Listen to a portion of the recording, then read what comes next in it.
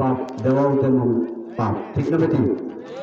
যদি বেদাতকারী কেউ সহযোগিতা করেন, বেদাতকারীকে যদি কেউ দান করেন, তার দান কবুল হবে না, তার তওবা কবুল হবে না। আপনি যদি বেদাতকারীকে দান করেন, এই বেদাতের ব্যাপারে একটা কথা এলান দিচ্ছি। দেখেন, আমরা জুমার দিন 5 ওয়াক্ত নামাজে ডাক দেই কার পক্ষ থেকে? আল্লাহর পক্ষ থেকে না কাফেলা পার্টির পক্ষ থেকে ডাক দেই? আমরা যে জুমার আজান দেই, এটা কি কাফেলা পার্টির পক্ষ থেকে আজান দেই না আল্লাহ তাআলার পক্ষ থেকে ডাক দেই? আল্লাহ তাআলার পক্ষ থেকে ডাক দিই। তা আমরা সালাতের জন্য আল্লাহর পক্ষ থেকে ডাক দিব, সিয়ামের জন্য কার পক্ষ থেকে ডাক দিব? কাফেলার পক্ষ থেকে? সিয়ামের জন্য আল্লাহর পক্ষ থেকে ডাক দিব। বুখারী, সহিহ বুখারীর 620 নম্বর হাদিস, সহিহ বুখারীর 620 নম্বর হাদিস, ইন্না বিলালান ইউআযযিবিল লাইলি ফাকুলু ওয়াশরাবু হাত্তা তাসমাউ আযানা ইবনে উম্মে মাকতুম।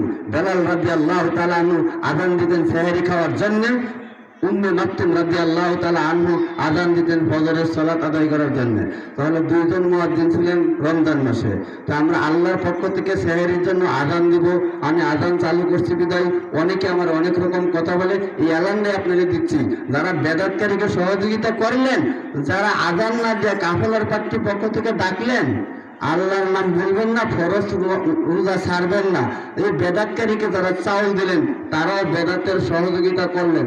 আপনারা কি প্রতিজ্ঞা করতে পারবেন যে বেদাতকারীকে আমরা চাউল দিব না, বেদাতকারীকে সহযোগিতা করব না? এটা কি আপনারা প্রতিজ্ঞা করতে পারবেন? বেদাতকারীকে আমরা চাউল দেব না, সবাই হাত তুলেন তো দেখি। বেদাতকারীকে আমরা ডাকাডাকি করবার দেব না, ইনশাআল্লাহ আল্লাহ কবুল করুক, সবাই বলে আমিন। আর দুইটা কথা, হাত নামান, আর দুইটা কথা শুনেন। বেদাতকারীরা যদি আপনি চাউল দেন, দান করেন, তাহলে বেদাতের সহযোগিতা করলেন। এই বেদাতকারী ডাকার জন্য কত কষ্ট হয়। বেদাত অতি ভক্তিদার, বেদাতের লক্ষণ তার। বেদাত করলে আপনার কষ্ট হয়, শুধু খালি পাপ হয় না, শুধু খালি আপনার তওবা কবুল হয় না, এটাই না, বেদাত করলে আপনার ডিস্টার্ব হয়। একবার সেহরির সময় 3টার সময় একবার আপনারা ডাক দিলাম, আর এই বেলায় কি করছে? 10টা থেকে ডাকা শুরু করছে। আল্লাহর নাম ভুলবেন না, ফরজ রোজা ছাড়বেন না। সে রোজাই করে না, আমি দেখছি তারা সারা রাত ডাকাডাকি করে, তারা রোজা রাখে না।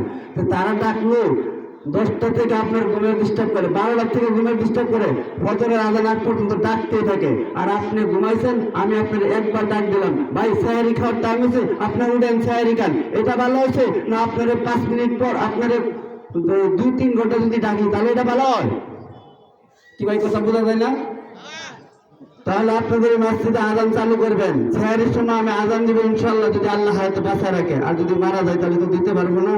সেহরির সময় আপনাদের মসজিদে আজান চালু করবেন, হাদিসের দ্বারা প্রমাণিত।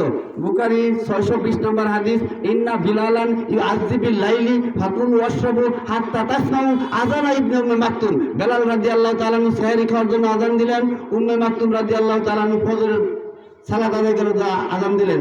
আল্লাহ তাআলা আমাদেরকে এই বেদাতকারী সহযোগিতা থেকে বাঁচার তৌফিক দান করুন, সকলে বলে আমিন। সুবহানাকাল্লাহুম্মা ওয়া বিহামদিকা আশহাদু আল্লা ইলাহা ইল্লা আনতা আস্তাগফিরুকা ওয়া আতুবু ইলাইক। আসসালামু আলাইকুম ওয়া রাহমাতুল্লাহ। মাশাআল্লাহ, শুকরান।